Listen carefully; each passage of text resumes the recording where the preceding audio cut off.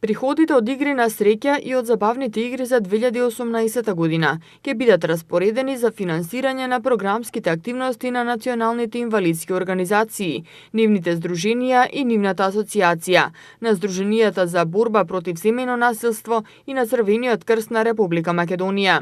Ова било усвоено на 70-та седница на владата на Република Македонија. Согласно годишната програма и согласно законските решенија, ќе се финансираат дополнителни програмски активности во областа на детската и социјалната заштита на Црвениот крст. Организацијата ќе обезбедува пансионски услуги за корисниците и волонтери за поддршка на реализација на проектот, бесплатен одмор и рекреација на деца од семејства со социјален ризик, деца корисници на посебен додаток и други права, со цел придонес во подобрување на социјализацијата на деца од семејства со социјален ризик. Црвениот крст ќе ги спроведува стратешките определби на организацијата на национално и локално ниво, кои овозможуваат да се креираат програми за подобрување на здравјето на луѓето и унапредување на социјалната интеграција на населението во заедниците, во успоставување на семејни врски во случај на разделени семејства, промовирање на меѓународно хуманитарно право, како и унапредување на системот за подготвеност и действување при катастрофи.